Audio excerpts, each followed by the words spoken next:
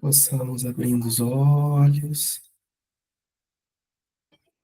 voltando, dentro dessa mesma frequência do coração, possamos estar totalmente presente para a partilha que o Gaia vai trazer nesse momento.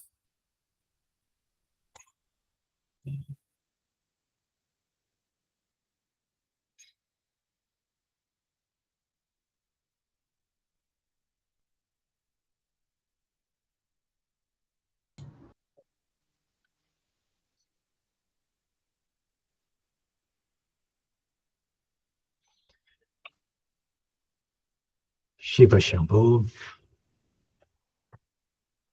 que sejamos todos envolvidos pela luz do Divino Ser e pela frequência consciencial dos mestres do amor, sabedoria.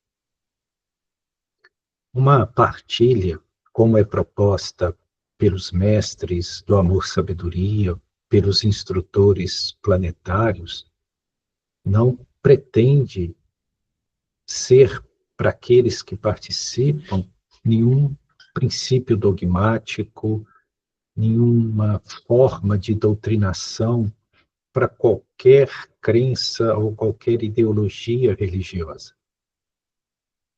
Não pretende uma partilha ser um arauto de uma certa verdade exclusivista, sequer pretende ensinar algo a alguém. Uma partilha, ela é trazida e sustentada por essas frequências destes mestres apenas como uma oportunidade para que nós possamos contatar o nosso próprio ser, para que nós possamos estar diante dos mestres que somos para nós mesmos, quando nós acessamos os planos mais altos da nossa própria consciência. Então, é sempre uma jornada consciencial, pois que somos seres conscienciais. E foi a consciência que nos trouxe aqui, que fez com que nós pudéssemos ser estas manifestações físicas nesse plano existencial, neste momento planetário em que vivemos. E, obviamente, existe um propósito para que isso tenha ocorrido, para que isso ocorra. Ninguém vem a encarnar nesse plano de existência por casualidade. Sempre uma manifestação nesse plano, ela é causal e nunca casual. Logo, há um propósito para estarmos aqui. E reconhecer esse propósito talvez seja o trabalho maior que precisamos realizar enquanto seres conscienciais e historicamente colocados nesse plano de existência. Todos somos peregrinos cósmicos. E dizer que somos peregrinos cósmicos é dizer que estamos aqui apenas peregrinando.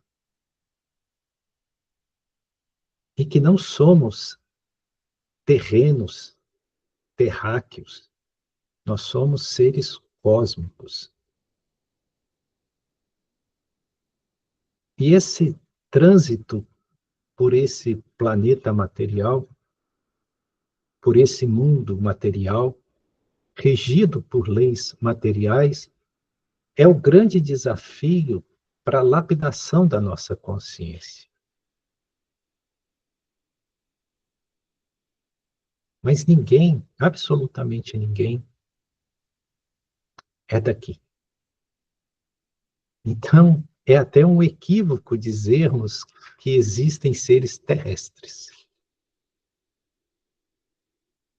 Todos somos supraterrestres. Porque aqui não é o lar definitivo de nenhum de nós. E estando aqui, existe para nós uma certa batalha. E existe um certo campo onde essa batalha acontece. Então, hoje falaremos da batalha e do campo, neste campo de batalha. E nem a batalha e nem o campo é aquilo que primariamente nós imaginamos.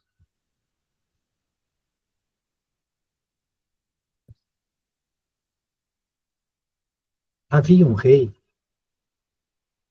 e este rei, ele governava sobre um reino muito grande, muito poderoso, e ele era detentor de um poderoso exército, e ele morava na capital do reino, em seu palácio. Uma noite, estando ele dormindo em sua cama real, ele viu entrar no seu quarto um sadhu, ou seja, aqueles homens santos vestidos de laranja ou ocre, né, e se aproximou da cama dele. E todas as portas e janelas estavam fechadas e era impossível que aquele homem ali entrasse. E ele ficou muito assustado com aquela presença inusitada, com aquela visão que ele estava tendo daquele homem. E ele pergunta, né, o que aquele homem queria. E o sadhu diz para o rei: o seu reino está sendo invadido. Prepare-se para defender o seu reino. E do mesmo jeito que o sadhu se manifestou e apareceu ali, ele desapareceu. No outro dia, pela manhã, ele chamou o seu vizir, né, o seu conselheiro maior, seu grão-vizir, e mandou que reunisse os generais, que mobilizasse todo o seu exército, que provavelmente o reino estava sendo invadido nas suas fronteiras distantes. E que ele iria mobilizar todo o exército para defender essas fronteiras.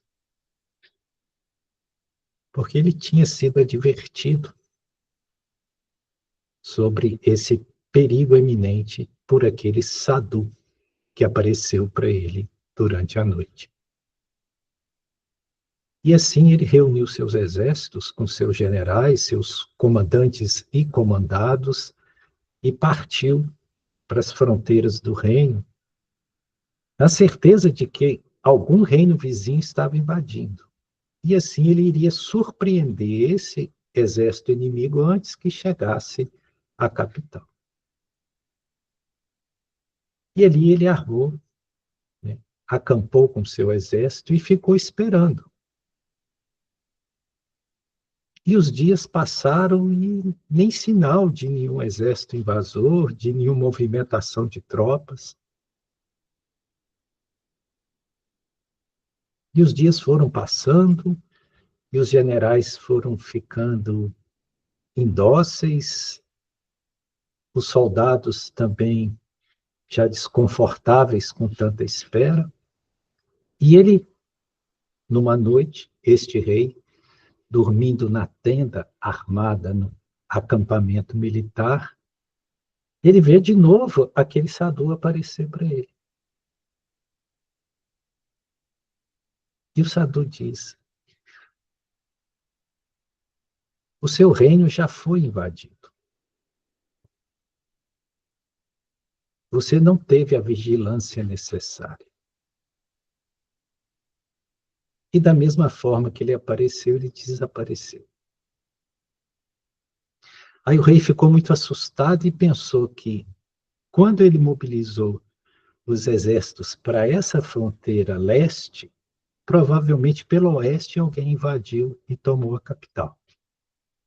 E ele mandou os generais reunir as tropas e voltaram imediatamente, sem descanso, para a capital. E ele cavalgou já imaginando que a capital, o seu palácio, tinha sido tomado por algum invasor. Mas, para sua surpresa, quando ele chega, tudo estava como ele deixou.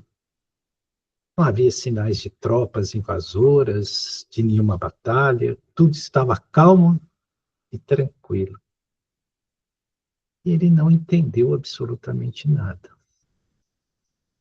Ele dispensou as tropas, e naquela noite seguinte, novamente o sadhu apareceu para ele. E ele questionou o sadhu: como que você diz que meu reino estava sendo invadido, me fez mobilizar todo o exército, depois falou que já tinha sido invadido, e eu volto e absolutamente nada aconteceu. Aí o sadhu riu, olhou para ele e disse: e de qual reino você acha que eu estava falando?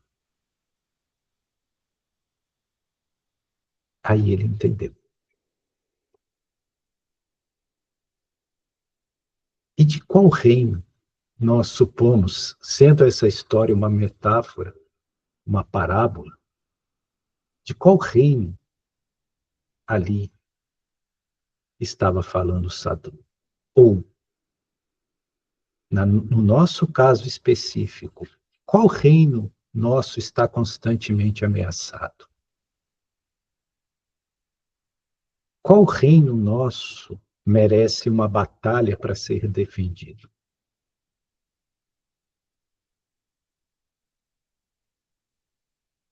Então, obviamente que esse reino é o reino interno. São os nossos territórios espirituais, que quando nós nos tornamos invigilantes, eles são invadidos por tropas hostis,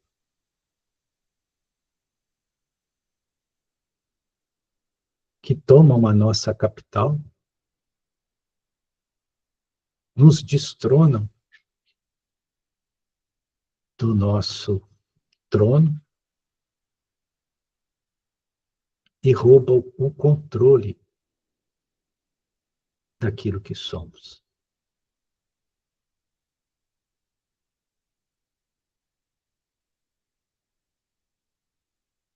Por isso que é necessária essa batalha, que não é uma guerra,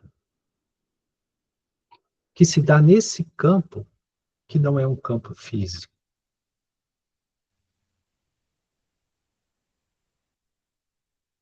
Esse assunto é tão importante que ele foi tema de um escrito espiritual, talvez o mais importante da humanidade, o maior legado espiritual para a humanidade, né, que foi o Bhagavad Gita. O Bhagavad Gita fala desta batalha, de forma alegórica. Uma história muito semelhante a essa que nós narramos aqui. Então, muitos pensam que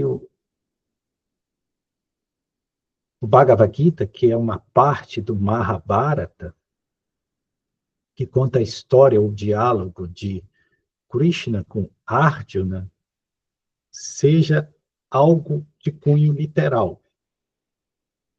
Embora muitos historiadores sustentam que a tal batalha de Kurukshetra realmente existiu. Mas é óbvio que aquilo que ali está posto é uma metáfora da condição humana, da condição espiritual humana. E tudo ali é simbólico. Então, o que é que nós temos no Bhagavad Gita? A história de uma grande batalha. A batalha de Kurukshetra. E ali nós temos dois exércitos. O exército dos Pandavas e o exército dos Kauravas. Os irmãos Pandavas, do qual Arjuna faz parte, eram 5 irmãos, Arjuna é um dos 5 irmãos Pandavas, eles representam o Dharma. E os Kauravas, liderados por Yudhishthira, representam o processo adármico. Então, essa luta se fez necessária porque o Dharma havia sido aviltado. E todo o projeto Terra estava ameaçado pela incidência das forças adármicas, que nós podemos chamar de forças sombrias, se quisermos. Ou seja, aquilo que não representa a luz. E por isso que era necessário que os dármicos combatessem os adármicos, ou seja, os Pandavas combatessem os seus primos e irmãos, que eram os Kauravas. E essa batalha, ela se dá e os 2 grandes exércitos perfilados,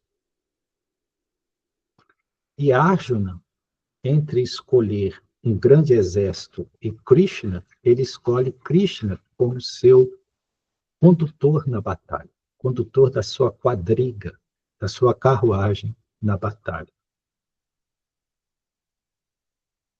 E antes de começar a batalha,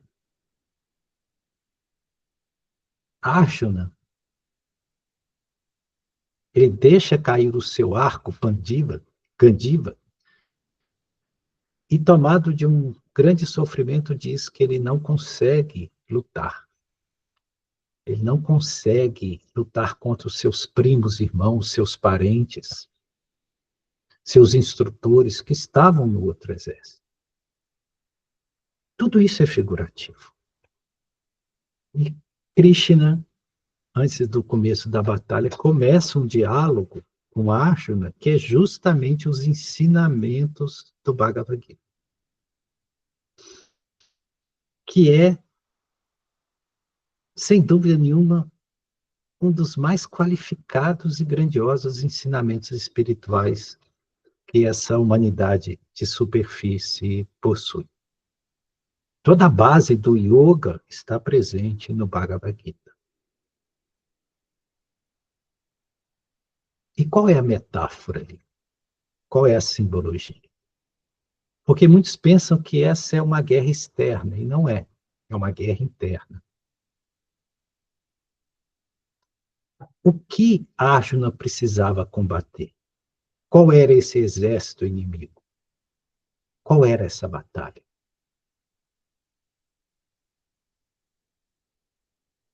Era aquilo que estava presente nele e que obstruía a plena manifestação do ser divino. Qual seja? O ego. Então, os Kauravas, o exército dos Kauravas, representa todas essas forças presentes em nós que são contrárias à manifestação e à plenitude do ser divino em nós. tudo aquilo que obstrui a possibilidade de nós vivermos plenamente a nossa condição de seres divinos. Todas as instâncias do nosso ego, com a sua egolatria, com seu egocentrismo, com sua possessividade, com seus desejos insaciáveis, tudo aquilo que se torna uma estrutura rígida de ignorância, que obstrui essa possibilidade de nós enxergarmos quem verdadeiramente somos e por que verdadeiramente estamos aqui.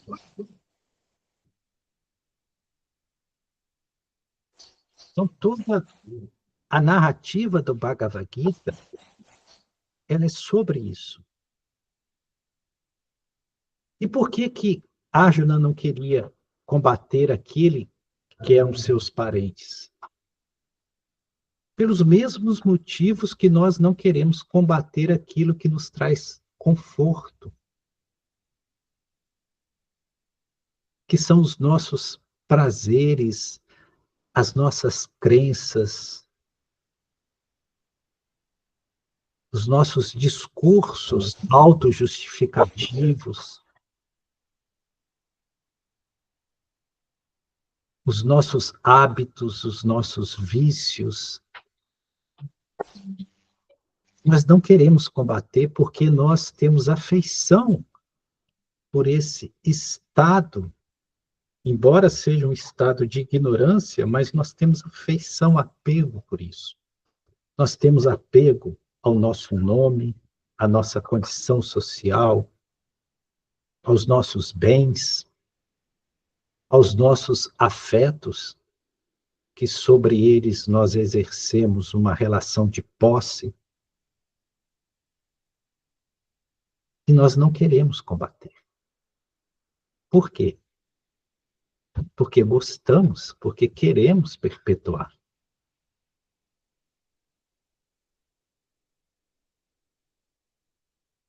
Embora nós possamos estar deitados em uma cama de espinho, nós não queremos dali levantar.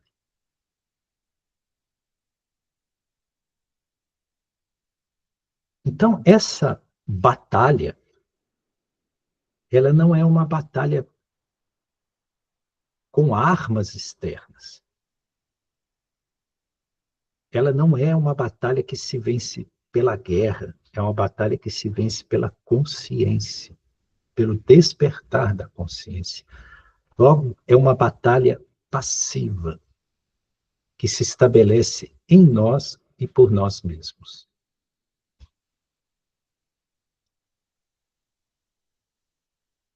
Nós vivemos uma ilusão muito grande que nós precisamos desafiar o plano da existência.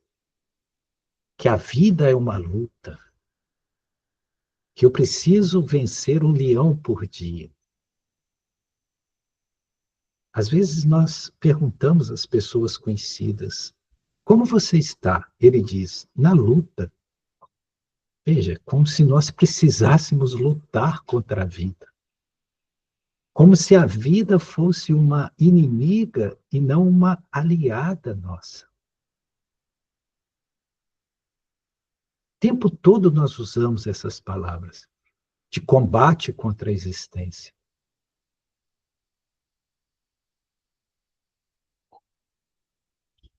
E as pessoas se sentem muito dignas, muito honradas, quanto elas são belicosas, quanto elas são combativas em relação à própria vida, como se a vida fosse de fato uma inimiga que precisasse ser vencida. E não uma extensão daquilo que somos. Só existe vida porque somos o que somos. A vida é aquilo que somos. Não existem duas realidades, eu e a vida. Só existe existência porque eu sou aquilo que sou. Então, essa visão de que são realidades diferentes, é fruto da nossa ignorância. E toda a sociedade de consumo, toda essa sociedade em suas estruturas, nos educam para que nós possamos viver o tempo todo esse conflito entre ser e existência, onde essência e existência nunca se encontram, como se a existência fosse uma opositora da nossa essência. E nós precisamos ficar lutando contra isso. Claro que isso vai gerar infelicidade. Claro que isso vai gerar seres adoecidos.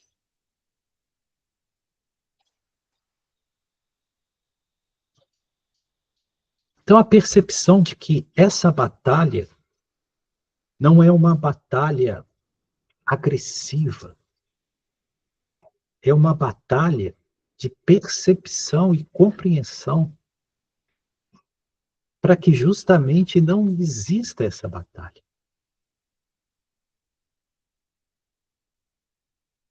Então, essa batalha nunca está fora de nós, embora nós sempre estamos projetando esses inimigos como os agentes exteriores que não nos permite uma realização que nós queremos no mundo. Mas os inimigos não estão fora. Os inimigos estão em nós mesmos. Nós somos o nosso próprio inimigo. E aquele que precisa ser vencido é esse falso eu que nós construímos em torno de nós mesmos.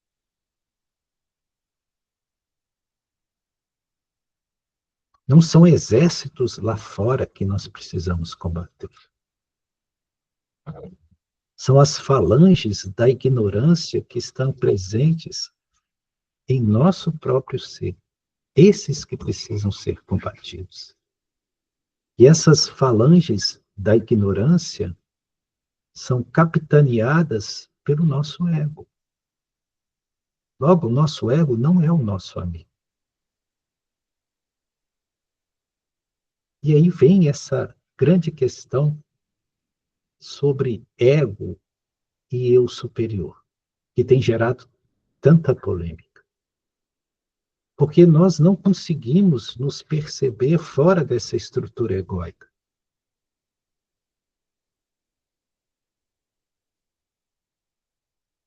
E se esse ego é removido, quem sou eu? Como eu vou ter referência de mim mesmo a não ser pelo ego? Isso tudo, todos esses postulados e postulantes são agentes dessas falanges da ignorância.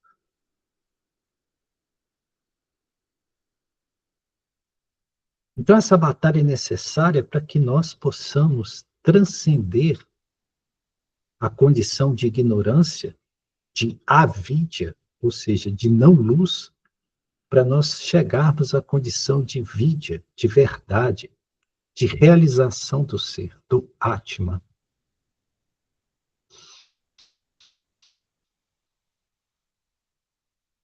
Então, essa é a batalha. É disso que fala o Bhagavad Gita. É uma batalha realizada em nosso próprio íntimo. Mas que não é uma batalha que se faz por agressão.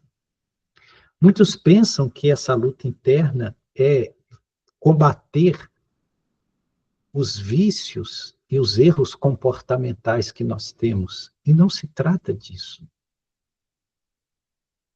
Porque quanto mais nós combatemos um vício em nós, mais nós o alimentamos. Todo aquele que pensa o dia inteiro, por exemplo, em não fumar, ele vai fumar o dobro. Porque a mente dele está naquilo. Então, esse falso combate sobre certas atitudes e comportamentos em nós só faz retroalimentar esses mesmos comportamentos. Porque tudo está no campo errado.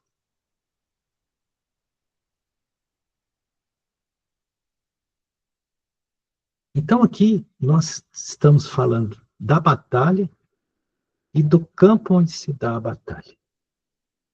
O campo de batalha que é narrado no Bhagavad Gita. E que campo é esse? Nós precisamos falar do campo. Hoje, a ciência já trabalha com a hipótese de um certo campo.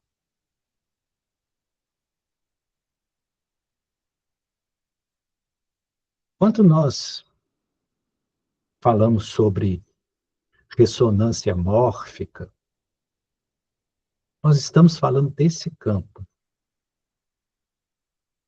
Um biólogo chamado Hubert Sheldrake desenvolveu essa teoria dos campos mórficos.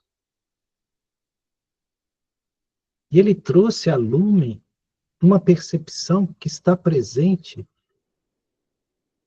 entre os místicos mais antigos dessa terra.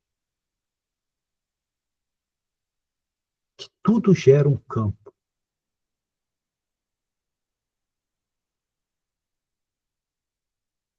E que esse campo não é nem material e nem energético. Porque se fosse um campo energético, havia troca. Não é energético. Esse campo é informacional. É por isso que hoje a ciência sabe, principalmente quando se trata da ciência das micropartículas, ou a física quântica, que partículas separadas são influenciadas porque há uma troca de informação instantânea que não se dá por meios físicos e nem energéticos. É por isso que hoje tem essa famosa hipótese da teoria das cordas, por exemplo. É como se o universo fosse uma grande teia informacional. E tudo está interligado. E como essa informação ela é não localizada, ela não depende do tempo e no espaço. Ela é instantânea em qualquer ponto do universo. Em qualquer ponto do universo. Não depende de viagem, não depende do tempo, não depende do deslocamento. Esse campo é o que tem mais impressionado todos aqueles que têm estudado física quântica. E isso que a física quântica está falando, que Hubert Sheldrake chamou de campos mórficos, já era conhecido na antiguidade dos escritos védicos. Quando nós, lá nesses tempos imemoriais, se falava de akasha, o campo akáshico, está falando disso. Todos já ouviram esse termo, campo akasha. É como se fosse uma grande memória cósmica, onde tudo está registrado. E que nós podemos acessar. Então, tudo gera um campo. E esse campo, ele é portador de informação. Que pode ser passada ou estendida a outros campos de forma automática.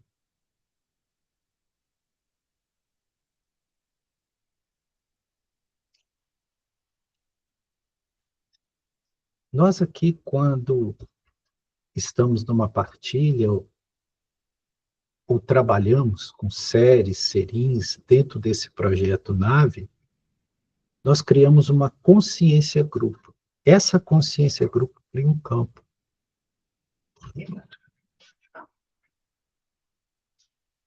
E todos aqueles que passam a interagir, eles são sensibilizados ou eles recebem cargas de impulsos espirituais informacionais sem necessariamente ser de ordem intelectiva ou racional.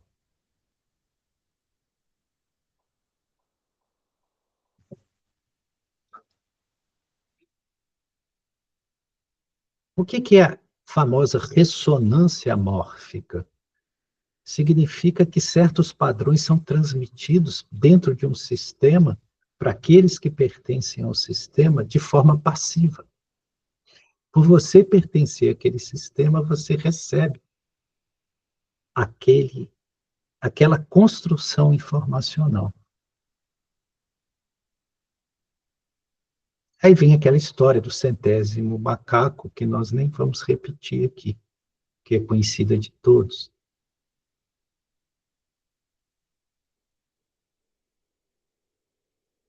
Então, todos geramos um campo.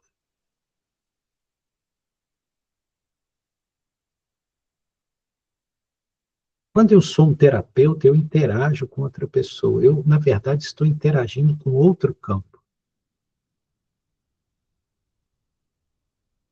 Por isso que tem que ter critério nessas interações.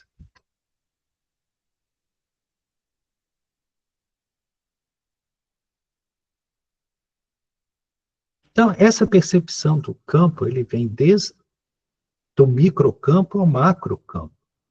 A Terra em si é um macrocampo. Então, logo, se a Terra, o planeta Terra, gera um campo, ele é um ser consciencial. Essa foi a hipótese Gaia, lançada lá por James Lovelock, lá nos anos 80, de que a Terra, o planeta Terra, na verdade, era uma entidade consciente. E hoje sabe-se que ele tem razão.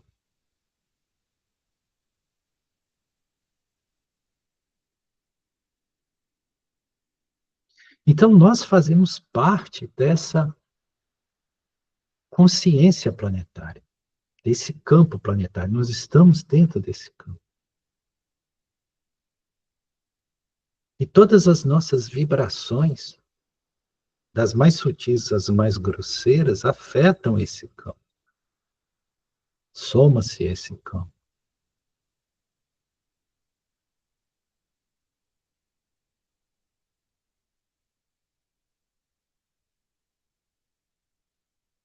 Então, essa batalha, se ela é consciencial, essa batalha se dá dentro deste campo.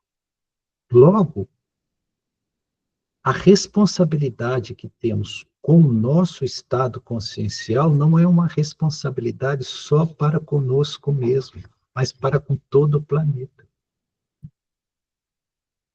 Porque eu afeto o planeta.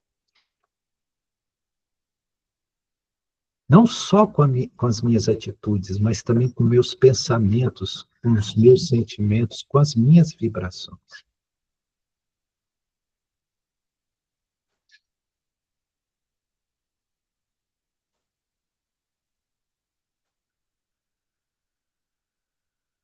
E existem várias camadas desse campo, desde as mais primárias até as mais elevadas. É por isso que grandes seres que atingem um nível de refinamento vibracional acessam campos muito elevados. E toda a informação necessária desce para eles sem que eles precisem do esforço intelectivo.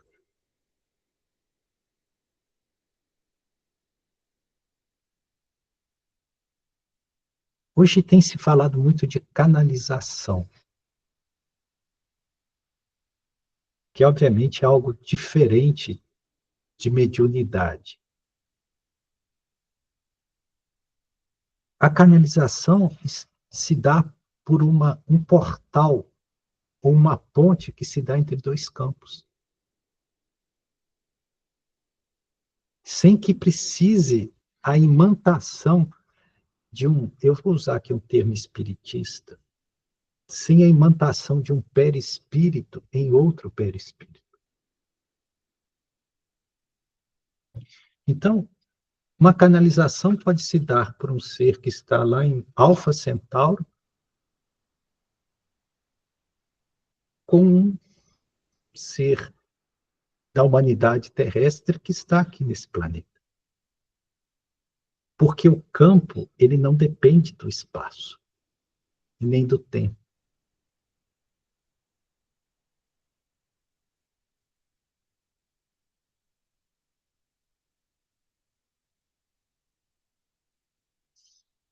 Por isso que a nossa vontade é muito poderosa.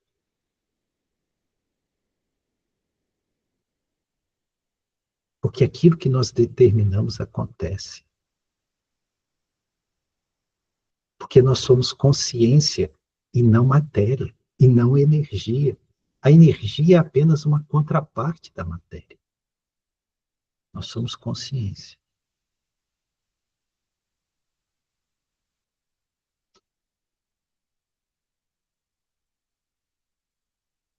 Por isso que tem uma parte do Bhagavad Gita em que Arjuna pede para conhecer quem de fato é Krishna.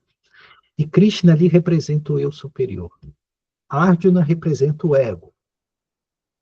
Krishna representa o eu superior. Então ele pede para conhecer quem é de verdade Krishna. E Krishna abre a boca. E de dentro da boca de Krishna, Arjuna vê o universo inteiro. O que isso quer dizer? Que quando você conhece o seu verdadeiro ser, o seu eu superior, você conhece o universo inteiro. Todas as coisas te são reveladas.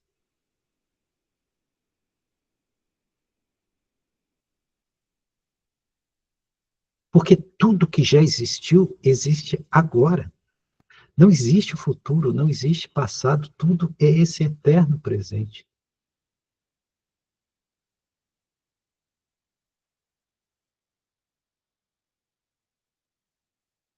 E tudo pode ser acessado. Porque, na verdade, o universo é um grande computador quântico.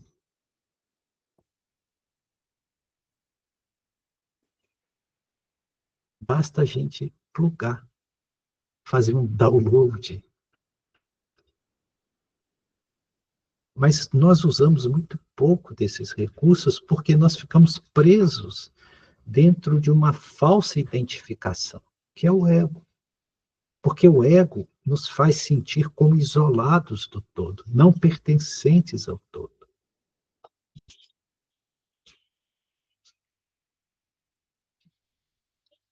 Nós identificamos com a nossa mente primária, né, essa mente material, e supomos que nós somos esses pensamentos que transitam o tempo todo nessa mente, que isso sou eu.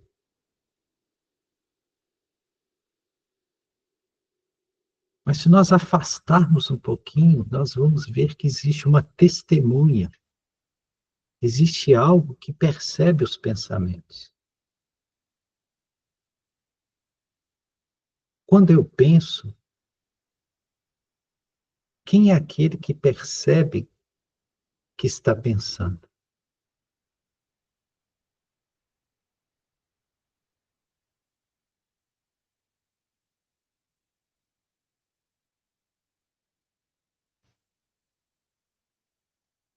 Porque existe o observador e o observado.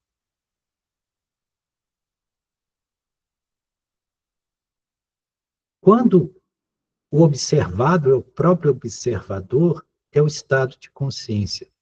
Isso significa que eu percebo que não existe diferença entre o ser e o objeto. Que tudo é uma unidade perfeita.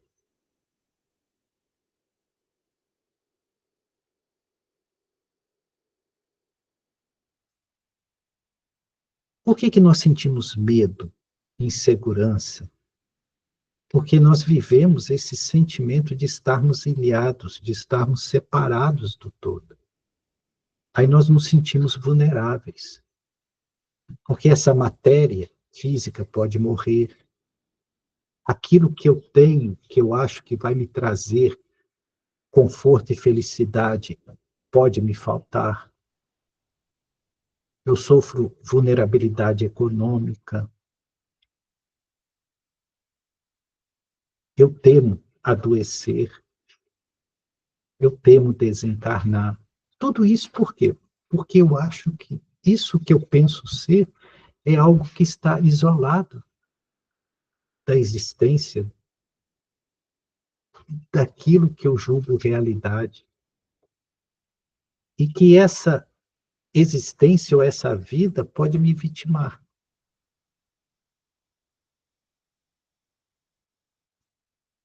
Todos nós passamos por isso. Por isso que a batalha é em nós e conosco mesmo, para vencer essas percepções equivocadas. Porque o dia que eu percebo a minha natureza divina, tudo isso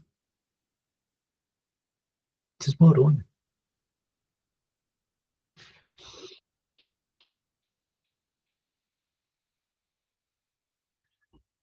Veja, quando nós falamos destas coisas, nós não estamos falando de religião, não estamos falando de crenças, não estamos falando de nenhuma doutrina específica. Nós estamos falando daquilo que somos, que é comum a cada um de nós.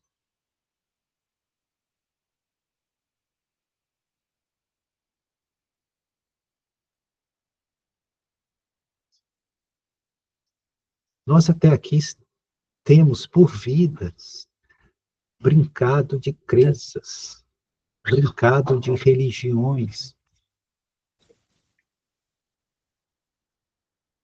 acreditando nisso, naquilo, pertencendo a isso ou aquilo, nos identificando com isso e com aquilo, mas não percebendo o que é o ponto essencial.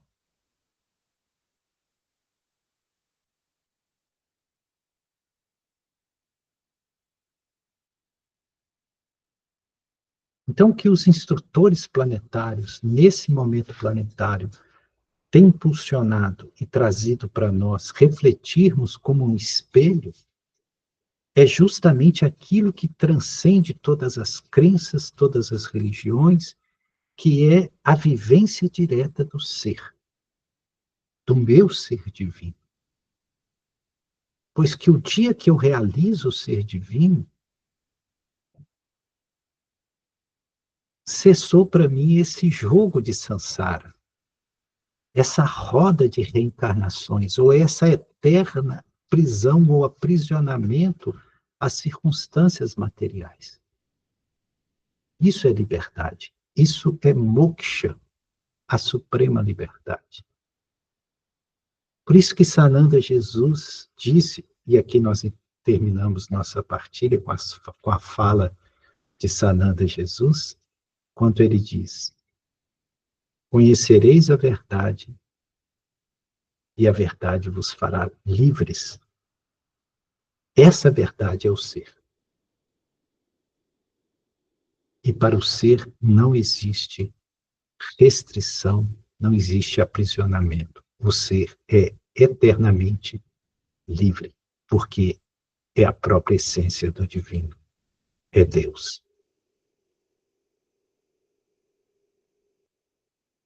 Gratidão,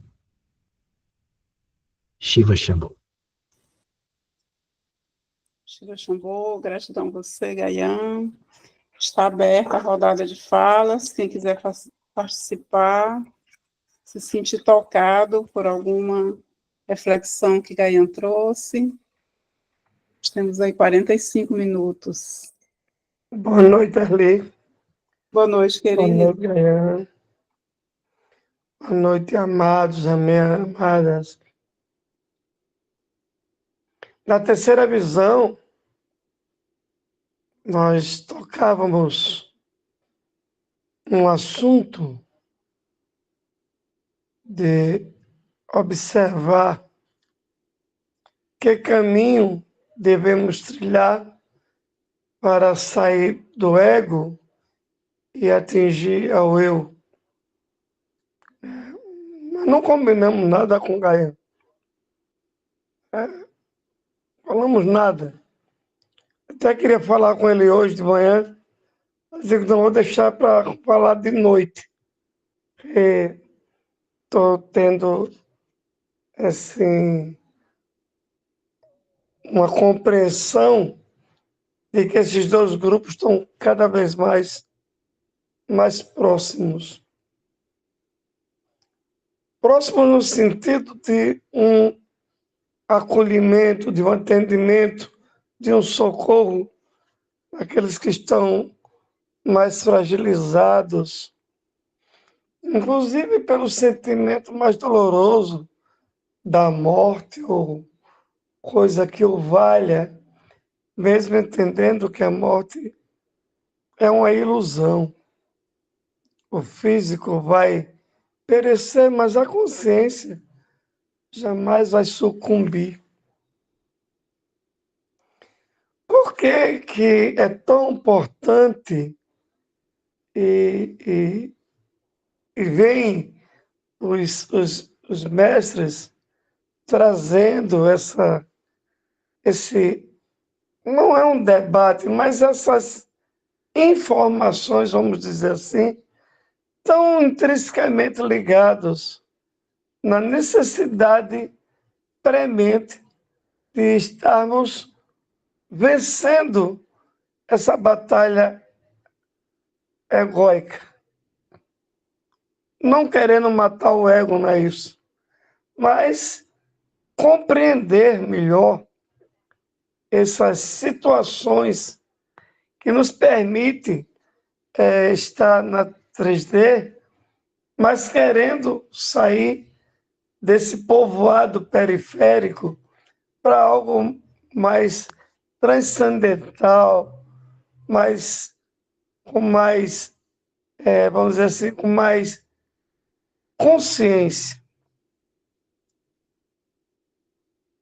Eu fico atento a algumas falas, não nossa do Gaian, minha ou de tantas pessoas que nos rodeiam, mas atento à fala de tantas outras conexões que estão espalhadas aí na internet, com canalizações, com conversas interessantes, com informações, algumas até mirabolantes. Mas eu não vejo essas falas chegar com tanta simplicidade como eu vejo esse diálogo entre nós todos aqui, de uma compreensão que não interessa a profundidade do assunto, mas chega com a clareza, com uma leveza que qualquer pessoa, qualquer transeunte que não está acostumado com essa nossa conversa, possa acessar. E olha que eu tenho visto algumas pessoas que a gente convidou ontem para estar aqui, e eu fico feliz com aqueles que atenderam o chamado e vêm. Compreendo que muita gente está ocupado das suas rodas religiosas, com suas obrigações deveras espirituais, etc, etc. E talvez não dê tanta importância ou importância a esse nosso diálogo, a essas partilhas. Mas eu tenho percebido uma fidelidade. Diria até assim, perfeito naquilo que se propõe o grupo. Porque chova, faça sol,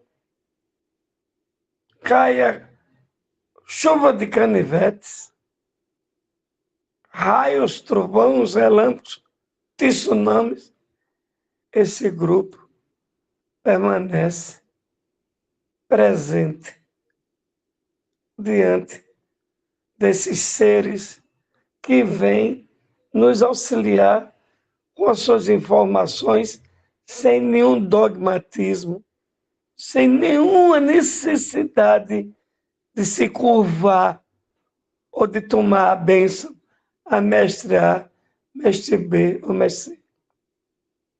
Reconhecendo um mestre de si, um mestre interior. Meu irmão Gaian, amados e amadas, essa partilha me faz feliz. Shiva Shambho, gratidão.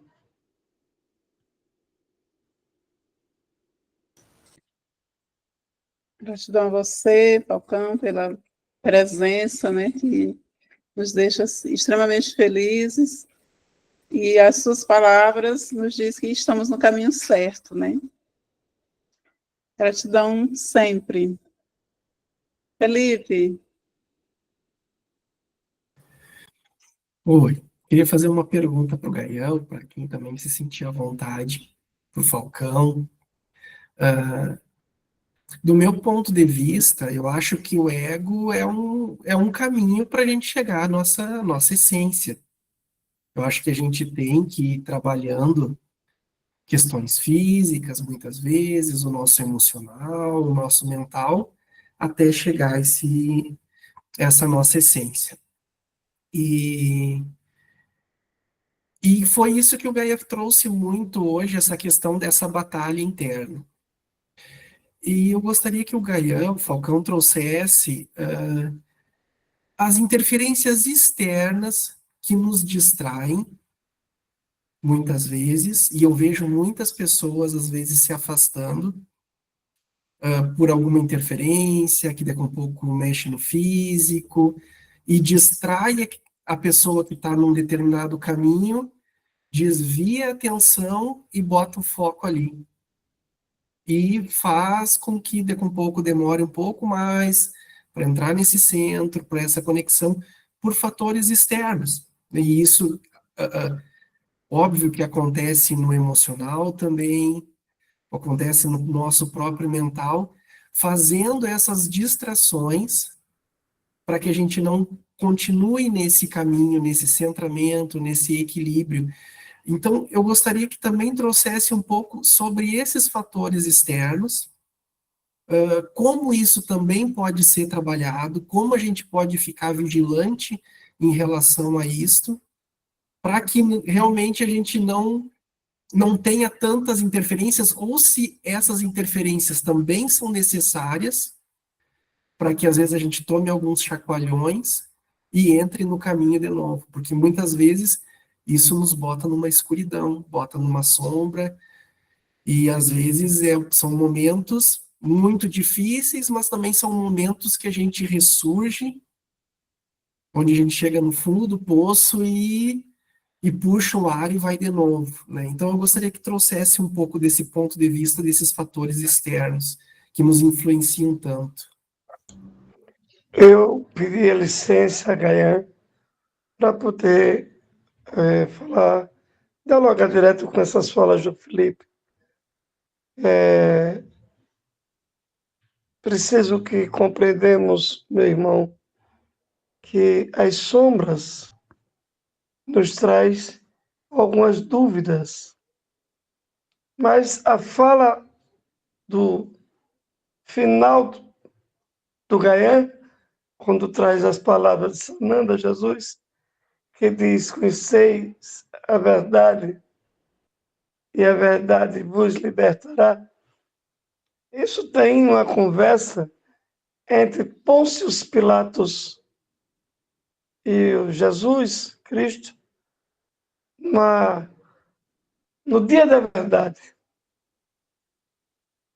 Quando, naquele momento, Pilatos olha para aquele resto de condição física e dizia para Jesus que ele estava nas mãos de Pôncio Pilatos, que o destino dele estava traçado e ele tivesse muito cuidado com o que ia falar.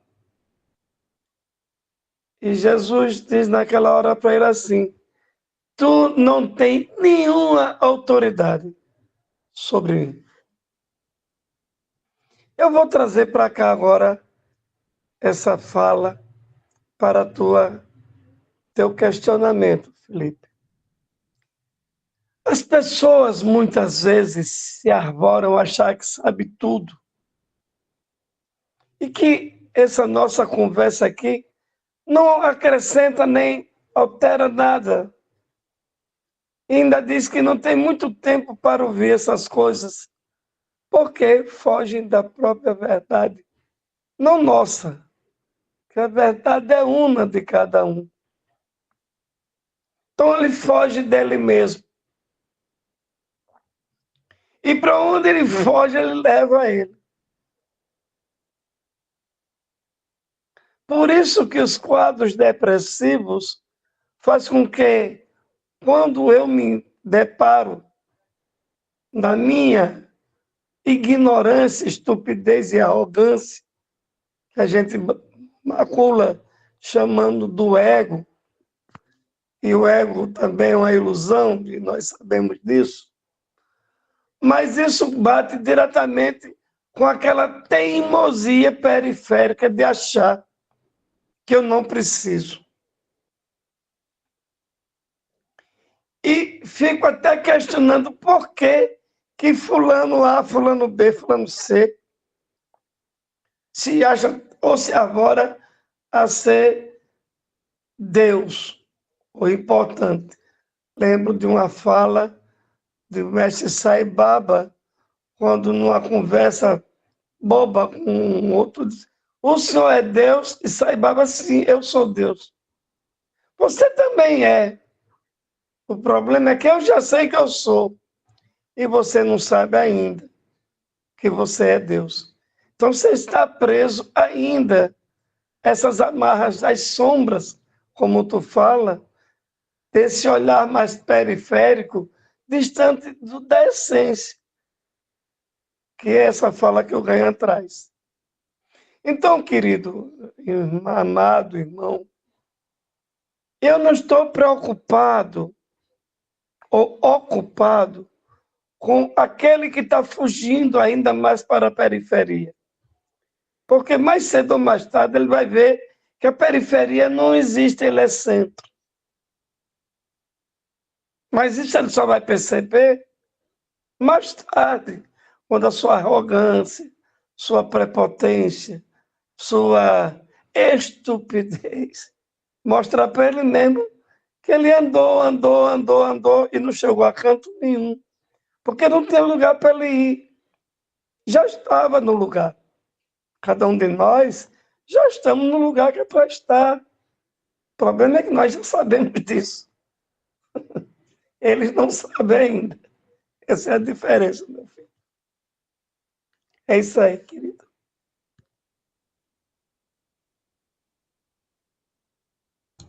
Então, essa questão da periferia que o Falcão traz, até me faz lembrar aquela visão hermética de Deus, que Deus é uma grande esfera, cuja o centro está em toda parte e a periferia em parte alguma. Ou seja, em qualquer lugar que você estiver, você está em Deus. Não tem como fugir disso. Tem como você não reconhecer isso. Porque o problema é de reconhecimento e não de condição. A nossa condição não se altera, nós somos deuses. A questão é, você percebe isso ou não? Então é um problema de percepção. Por isso que nós não precisamos nos tornar aquilo que já não somos. Nós precisamos é de reconhecer o que somos de verdade. E não essa ilusão do ego. Indo um pouquinho dialogar com o que o Felipe trouxe, Felipe, meu querido, meu amado, teve um dia que eu me pus a indagar os mestres do amor e sabedoria mesmo, dizendo, olha, vocês estão trazendo percepções muito acima do que nós aqui, com os pés sujos, fincados no barro, podemos viver até, compreender. Vocês estão falando de ideais muito elevados, de seres que talvez já transcenderam a condição material, que já não estão vinculados às leis materiais. Nós somos andarilhos com os pés sujos ainda, nós estamos ainda muito presos ao barro da materialidade. E aí, eles trouxeram uma visão, percepção de que, mas justamente esses impulsos dos instrutores planetários vêm para que nós possamos lavar os nossos pés e não precisar ficar preso no barro. Então, embora pareça um ideal muito elevado, é esse ideal que vai nos puxar para cima. Porque o dia que você, pelo menos por uma pequena fresta, vê essa condição esplendorosa do ser, tudo muda. Ainda que você ainda fique preso aos cipoais da condição material, ao barro da materialidade, mas você já viu. E isso vai provocar um movimento interno extraordinário. Entende?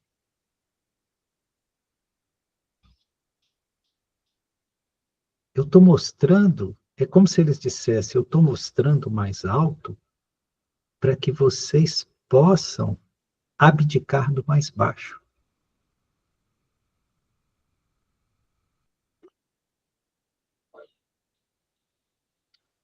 Muitos instrutores planetários que passaram pelo planeta, incluindo Jesus, eles deram para nós o que nós queríamos buscar, para que um dia nós quiséssemos buscar o que eles pretendiam trazer. Entende? Por isso que Sananda Jesus fazia tanta cura, tanto milagre. Para quê? Porque é isso que nós buscávamos. Nós buscávamos aquilo que era fenomênico, aquilo que atendia a minha dor imediata. Sabe? É o lencinho para o meu chororô. Então eles dão. Ou seja, dão o que nós estamos pedindo para ver se um dia nós pedimos o que eles têm para dar. Entende isso, Felipe? Então, às vezes, nesse grupo, se manifesta isso que eles têm para dar. E não exatamente o que nós queremos receber. Entende?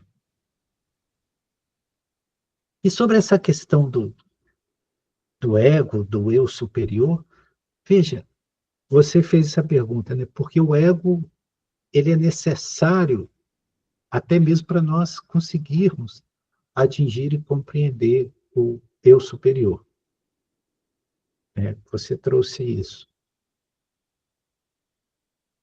Veja, o ego não é uma realidade.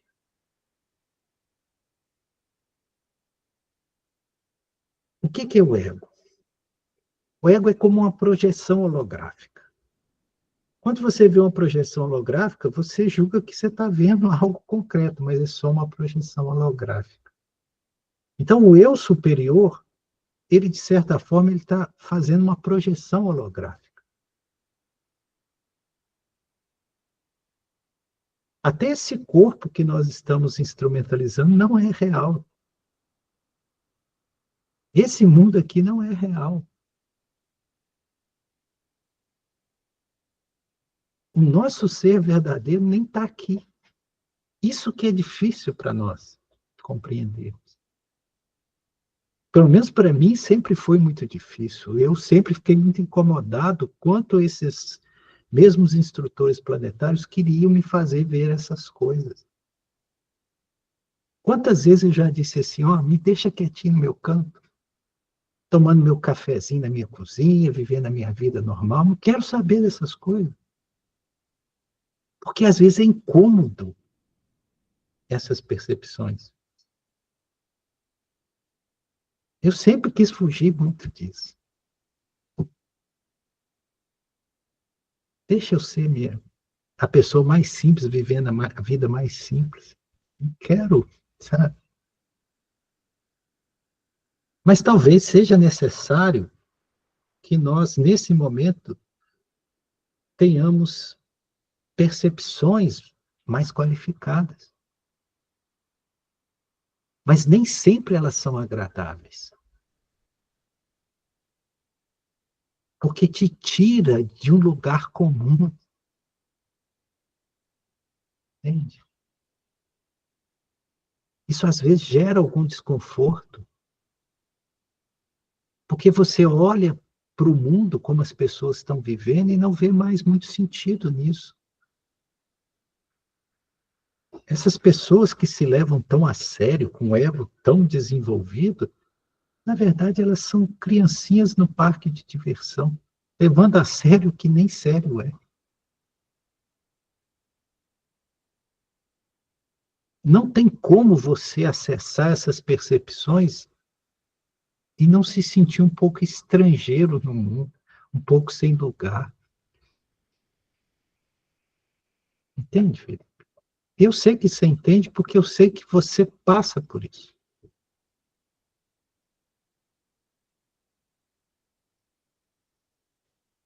Eu sei que a Sueli passa por isso, que a Sueli já falou algumas vezes sobre isso, e por isso que ela pediu para falar agora. Antes dela falar, eu já sabia que ela ia pedir para falar. Então, Sueli, minha querida, fique à vontade. Isso mesmo, gratidão, Falcão, Felipe, Gayan. Lá, Sueli. Queridos, eu estou com um problema horrível aqui de internet. Às vezes eu estou todas cortadas, então se por acaso cortar, me sinaliza. Eu coloquei lá no grupo que eu ia precisar sair mais cedo, porque tem o nível de uma criancinha aí que eu acabo sendo a tia-avó dele, a postiça, ele está me cobrando o nível dele. Mas vamos lá. Sempre eu faço mesmo essas perguntas que Gayan faz, e vou ser sincera, é diário. Se eu me disser assim, Sueli, como é que você está? Eu nunca estive tão bem quanto agora. Se fosse olhar, fazer uma revisão assim da minha história nessa encarnação, eu não tenho o que me queixar. Não tenho. Porém, me vem aquilo, mas, meu Deus, está tudo muito bem, mas por que que isso aqui não me parece tão bem assim? É como se você realmente se sente um estranho no ninho. Eu brincava até, antes mesmo de eu saber dessas coisas todas, eu brincava dizendo aqui que eu não era desse planeta, eu nem entendia dessas coisas, mas eu brincava com uma colega dizendo, dentro dos ônibus, né, que a gente não era desse planeta, mas que esse planeta é lindo, maravilhoso, e é assim que eu me sinto. Mas quando eu olho com toda a beleza que eu vejo no planeta, eu ainda disse assim, mas isso aqui não é real, apesar de eu estar aqui maravilhada com essa visão, né, com as flores, os pássaros, a vegetação, tudo, e eu disse assim, mas isso não é real. Aí, quando eu vejo a tristeza, quando eu vejo dentro desse processo, eu disse assim, mas isso também não é real. Mas tem o narcotráfico, tem o tráfico de órgãos, tem tanta coisa que todo dia eu lembro para vibrar por eles, e eu disse, mas não é real, eu estou vibrando por algo que não é real. Esse é um questionamento que eu já me fiz. Só que é aquela história que vocês acabaram de falar. A gente está num cenário onde nós temos um personagem a fazer parte desse cenário, desse teatro, e que, querendo ou não, a gente assumiu querer fazer parte dessa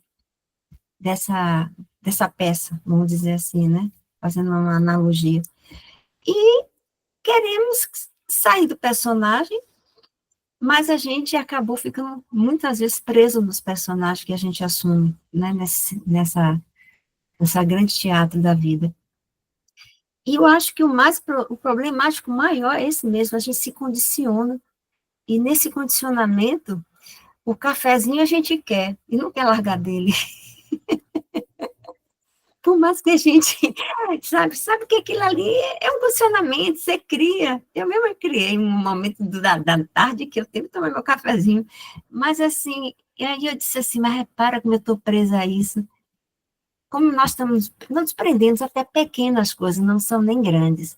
Imagine quando eu vejo aquelas pessoas sofrendo horrores e eu percebo assim, que prisão é essa de a gente se prender em um estado de sofrimento imenso, porque acaba sendo uma prisão. Nem todo mundo está passando pelo chamado roda de Sansara, né? Não, tem coisas aqui que as pessoas estão vivendo porque querem viver. Não que elas necessitassem viver se não fosse ao condicionamento que já se colocaram. E aí eu vejo que é uma batalha dentro de outra batalha. É uma batalha que é interna, né, que é exatamente entre a consciência buscando o campo que é a consciência, o coração, mas o terreno ainda está preso a uma batalha que é externa, e ela não consegue enxergar que a principal batalha é interior, e ela fica presa na batalha externa. Então, vamos brigar com os grupos políticos, vamos brigar com isso, brigar com aquilo, brigar com as relações mal resolvidas, muitas vezes por não entender por que elas surgiram na sua vida. E eu percebo nessa grande reflexão que uma vez Divaldo Franco falou isso numa palestra. Ele gostava muito de usar palavras, vocábulos não muito comuns, né? Pirilambo, porque eu pirilambo na noite. E aí alguém na plateia chegou, perguntou ele. Aí, Gaia, você com sua fala me fez lembrar. Ele disse assim, mas, Divaldo, por que você usa termos assim, que a maioria daqui não sabe nem o que é? Ele disse, porque não sou eu que tenho que descer meu vocabulário, é vocês que têm que subir aonde eu estou. É mais ou menos isso que os instrutores falaram, vocês receberam dos instrutores. E não é fácil, não é fácil. Por quê? Porque por mais que a gente queira, eu mesma passo por isso, eu fico dizendo, meu Deus, o que é sentimento, o que é cognitivo?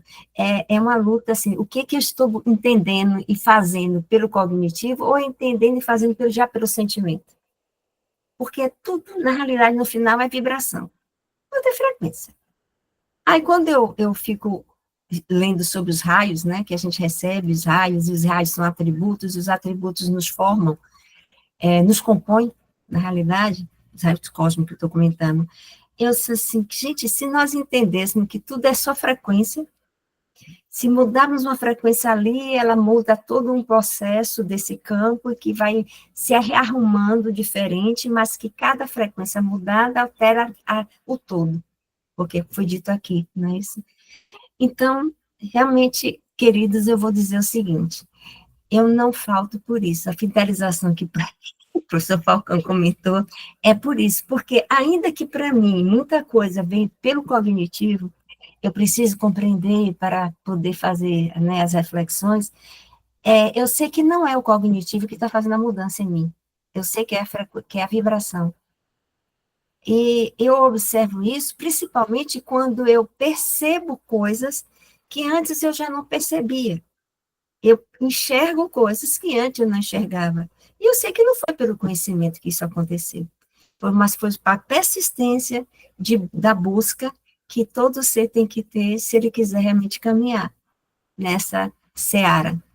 Porque senão vai ficar tudo no mesmismo, na ilusão, vivendo essa holográfica, esse holograma, aliás, e que a gente fica preso e não consegue sair.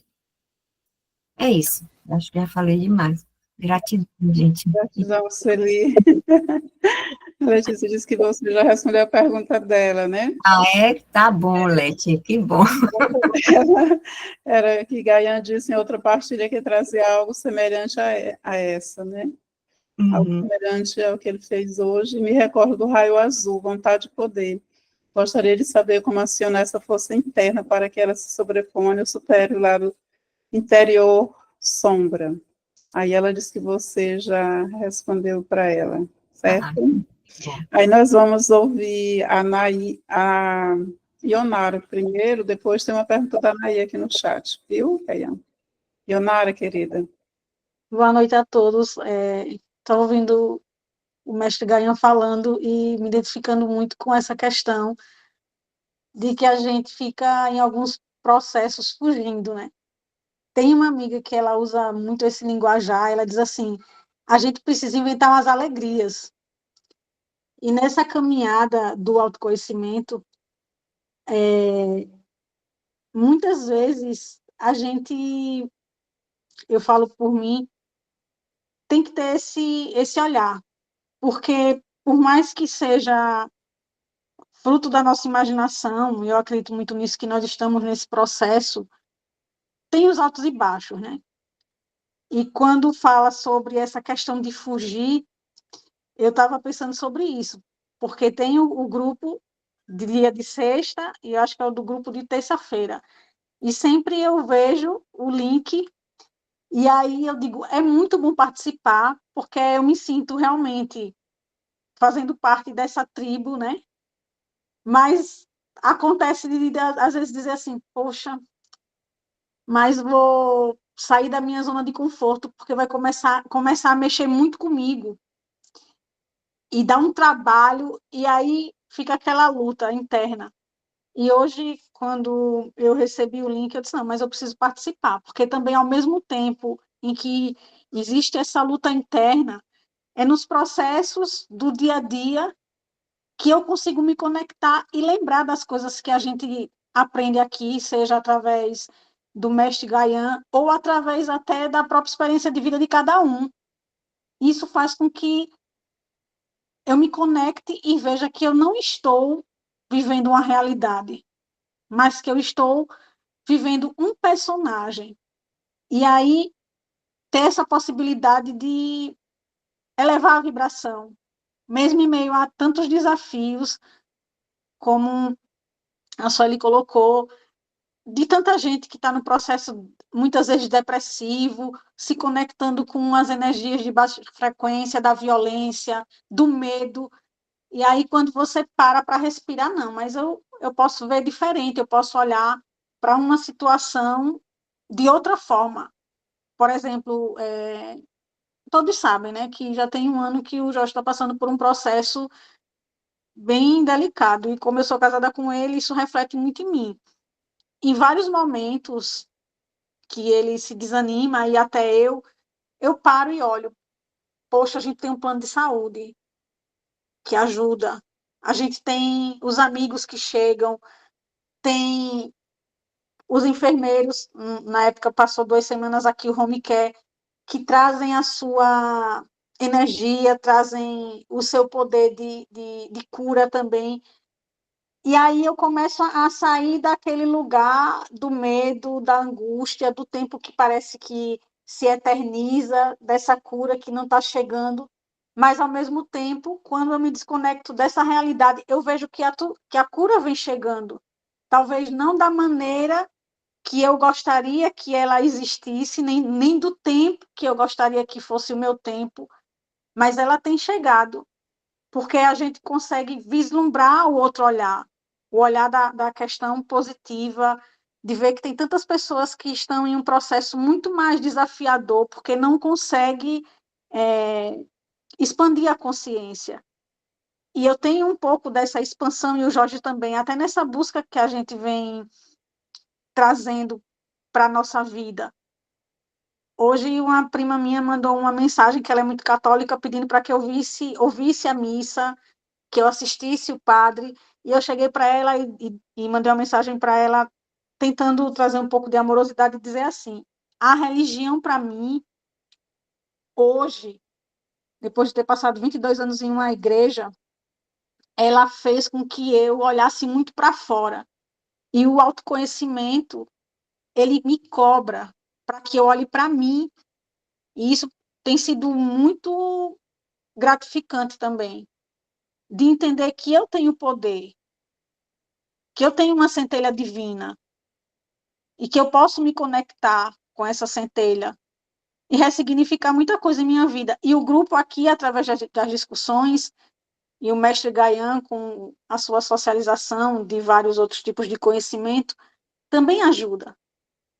E eu sou muito grata, e grata por essa cutucada que eu tive hoje, para que eu realmente participe dos grupos, e grata pela partilha de vocês. Erli, Diga, meu se me querido. permita dialogar um pouco com a Ionara. Sim, por favor. Eu venho acompanhando um pouco essa sua jornada com o Jorge. O Jorge, para mim, ele não é, como é que eu posso dizer? A consciência Jorge. Não falando do Jorge físico preso cadeirante, né? Não é dessa consciência que eu falo, desse pedaço. Falo da consciência Jorge. Às vezes eu dialogo um pouco com ele. É muito, muito, muito raro. Outro dia ele pediu um socorro e a gente pede porque esses mestres que acolhem esse grupo também faz visitas. Eu trabalho de auxílio, às vezes até para minimizar as dores físicas. Mas olha, eu te digo, Ionara, quando tu traz essa percepção que vem buscando ou vem se curando, às vezes esse aprisionamento do corpo já é a própria cura. A determinação que vocês têm e a barra pesada que vocês enfrentam, que não é só tu e ele, é o que está em torno de vocês. Tem muito mais. E os pitaqueiros também, que tem um povo que gosta de dar pitaco, né? E resolver tudo. Mas tem uma solução, né? Mágica, né, Gainha? Mas tem tudo. É como se fosse uma carta mágica, tira do. Como aqueles mágicos que fazem aparecer coelhos, bate com a varinha mágica e resolve tudo. Ora, isso na vida real não é bem assim. E aí vem todo um desafio, Ionara, a gente dizer, isso também vai passar. Isso também vai passar. E não importa em que reencarnação, e nem importa em que ponto aconteceu o processo, mas era necessário passar. E eu digo, irmã, se tem uma pessoa que a gente cuida no campo espiritual, não tenho dúvida disso. Jorge está em todas as noites nas minhas orações. E elas são silenciosas, porque não precisa de padre, nem pastor, nem chefe religioso de pai de santo, nem mãe de nada disso. A conexão é no alto, no mais alto da consciência. E essa egrégora tem essa determinação de fazer com que nós todos nos conectemos em outras dimensões vibracionais, como o próprio Gaia já disse, não tem nenhum espírito dentro do corpo. Não cabe nem entra, não tem para onde passar. Irradiando o corpo de algum ponto e com total liberdade. Essa tornozeleira eletrônica do astral, chamada corpo, é apenas uma transitoriedade, para que a gente possa também amaciar um pouco essa nossa visão soberba de um mundo periférico. Terrível, porque é julgador, condenador, questionador, muitas vezes. E eu estou falando só de dor, percebe? Ó? Inquisidor, questionador. Entende o que eu estou falando? É muita dor para a gente vencer. Que Deus lhe abençoe, minha querida. Amém. Ele Conta tem com vocês, a gente. com essa força que às vezes a gente, tanto eu quanto ele, fica se perguntando de onde vem. E eu sei de onde vem. E eu só gratidão. Gratidão a você, Ionara, né, por poder partilhar conosco um pouco dos sentimentos seus e do Jorge. Gratidão, Falcão. Gayan, gostaria?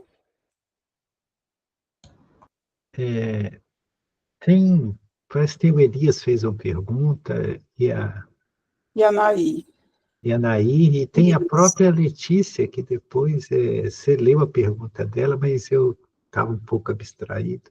Depois, Ela se você falou quiser que a colocar. Sueli já tinha respondido. Mas eu vou colocar os três, aí você fala e já encerra para nós. Tudo bem?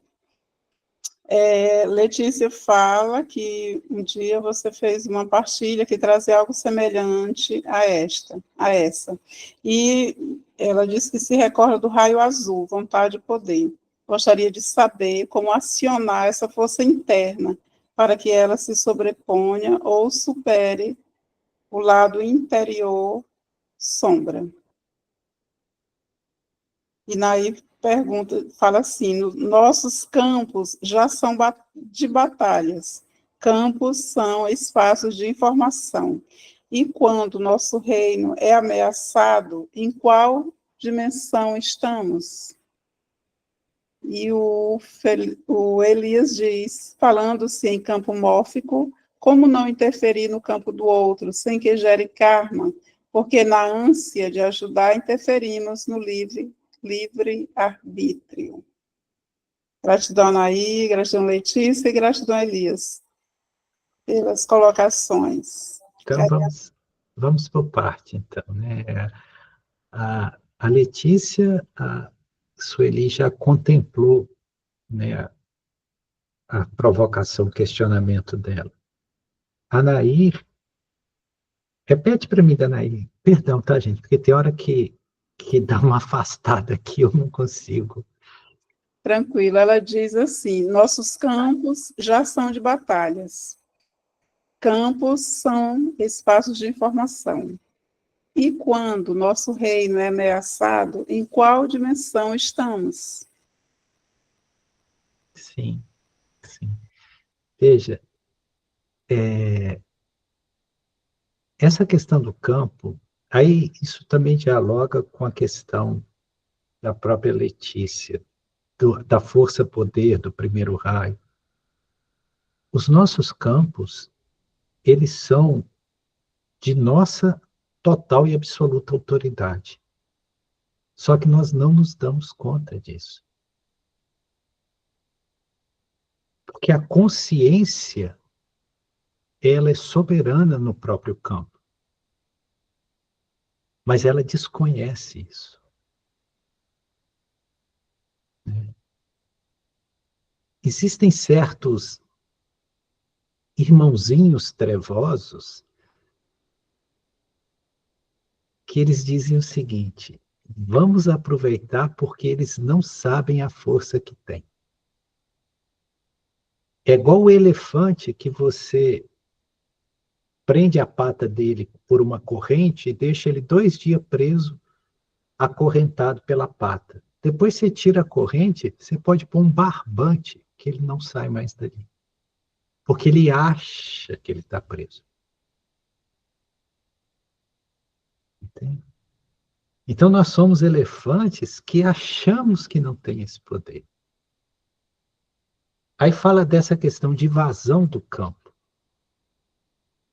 Ora, a invasão do campo só acontece porque eu negligenciei a regência desse mesmo campo ou permiti. Porque o dia que eu determinar que absolutamente nada invade meu campo, nada invade. E não invade mesmo. Porque você tem poder nesse campo, mas não exerce. Então, o que é o primeiro raio, a vontade de poder? É justamente isso. Lembra que Jesus, quando ia exercer qualquer poder emanado dele, primeiro ele perguntava a outra pessoa: você quer que eu te cure? Por quê? Porque ele está respeitando o campo e a vontade do outro. Tem até a história do Bartimeu, que era o cego. Ele vem cambaleando na multidão para perto de Jesus. É claro que Jesus sabia que ele era cego. E sabia que ele estava ali porque ele era cego. O que Jesus pergunta para Bartimeu? O que tu queres que eu faça? Será que Bartimeu queria que ele curasse dor de barriga, unha encravada? Claro que não, ele era cego. É óbvio, mas Jesus pergunta. Isso é a mesma coisa que está pedindo permissão para entrar no seu campo. Entendeu? E aí Bartimeu fala, que me faças ver, Rabi. E aí o que ele fala? Conforme a tua vontade, assim será feito. E nós não percebemos esse poder que nós temos. Por quê? Porque não exercemos. O Felipe falou da questão das forças externas, né? As forças externas, às vezes, nos atingem porque nós somos muito pouco vigilantes. Nós vamos absorvendo tudo. Uma pessoa fica irritada conosco, nós abrimos o campo e deixamos que aquele veneno, aquela toxicidade da ira, da raiva entre. E reagimos àquilo. Aí daqui a pouco está um discutindo com o outro, emitindo aquelas frequências mais caóticas. Mas quem que é o responsável? Foi o outro que me agrediu ou eu que permiti ser agredido? Eu que permiti. Então a soberania do campo depende de nós. Enquanto eu não sentar no trono da minha própria autogovernância e determinar os meus súditos, façam isso, isso não vai ser feito. Um rei negligente tem um reino perdido. Então, o nosso campo depende da nossa determinação. Se você criar um campo poderoso em torno de você e determinar, não tem nada que penetre. Te digo mais, não tem obsessor que chegue perto.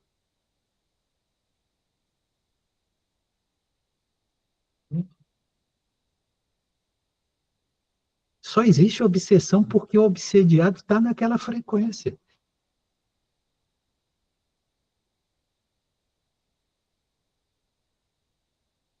Entende?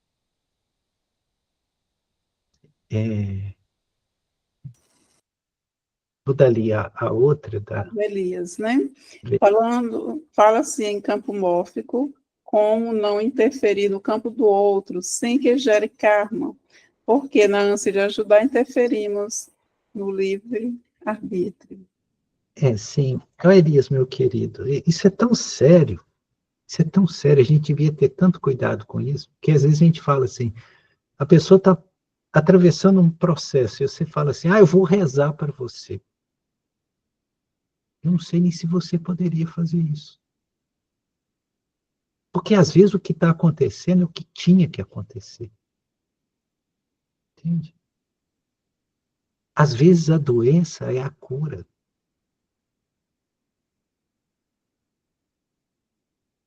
Então nós somos muito imediatistas em querer interferir em processos que nós desconhecemos. Então, nosso processo de ajuda amorosa ao próximo não deve ser um processo de interferência, e sim de solidariedade vibracional. Tem uma passagem muito bonita, que Pedro estava chegando das portas de Jerusalém, tá? Pedro e, se não me engano, Tiago. E tinha um mendigo, um mendicante ali na porta, e pediu uma esmola a Pedro. E Pedro não tinha dinheiro nenhum.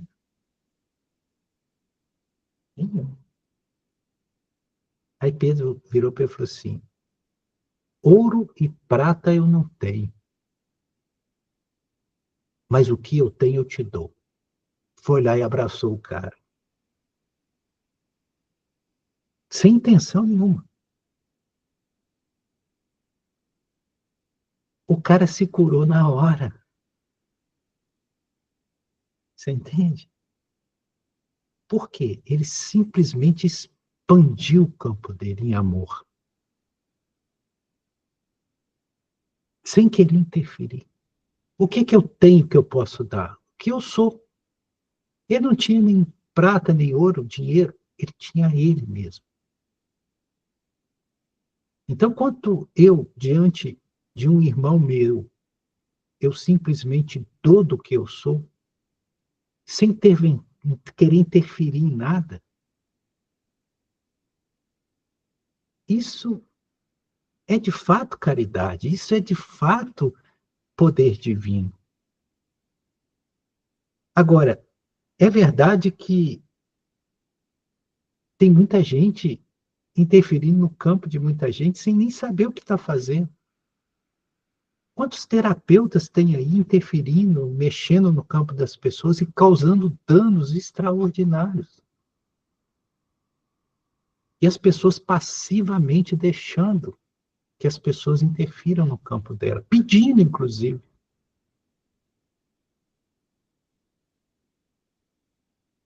Entende? Então tem que ter muito cuidado com isso. Quem que é que está interferindo no seu campo? Essa pessoa está qualificada para fazer isso, porque isso pode causar danos. Você entende, Elias? Aí pega essas pessoas desavisadas. Ah, vem cá que eu vou realinhar os seus chakras todos.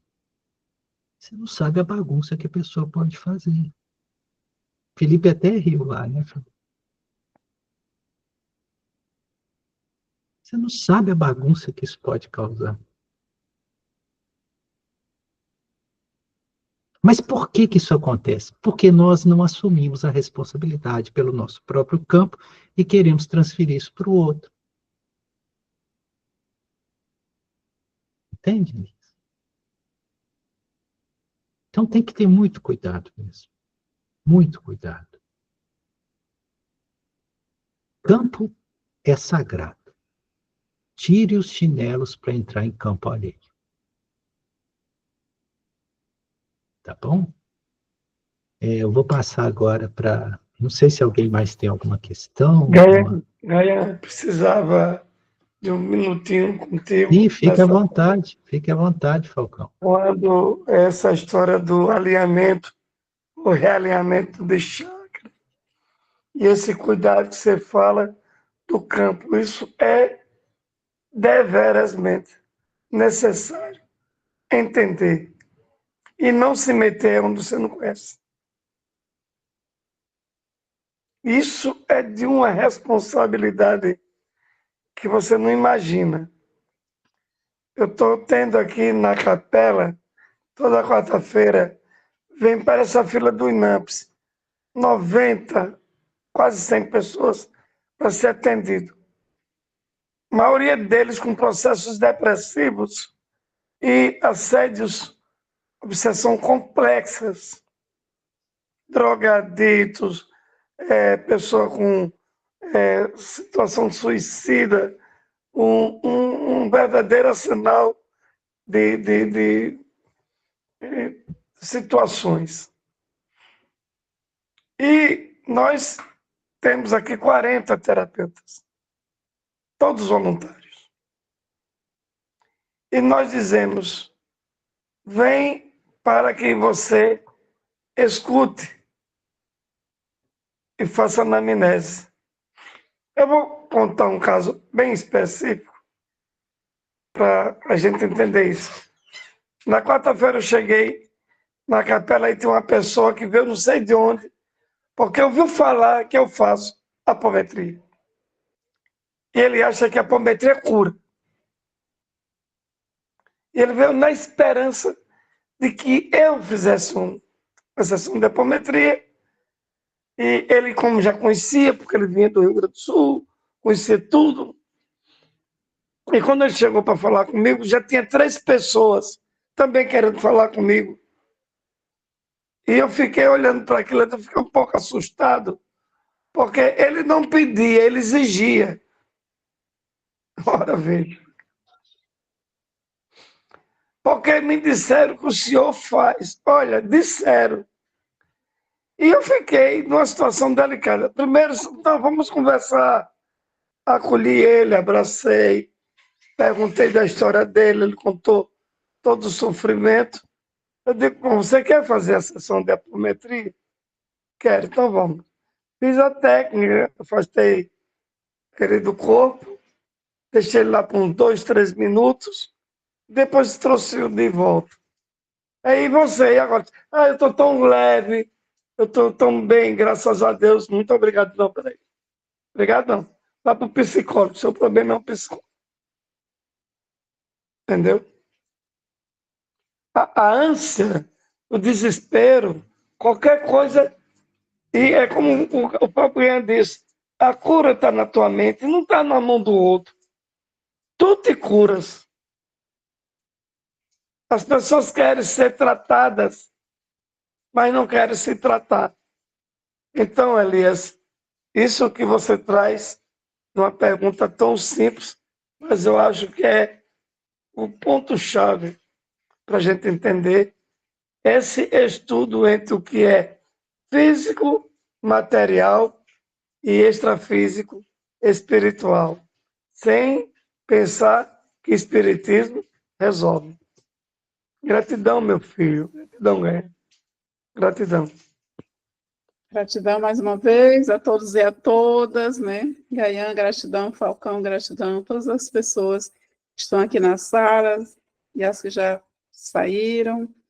Então, nós aguardamos quem puder na quarta-feira e as demais que não puderem na quarta e também quem participar da quarta na sexta-feira. Grande abraço, paz e luz. Shiva Shambhu.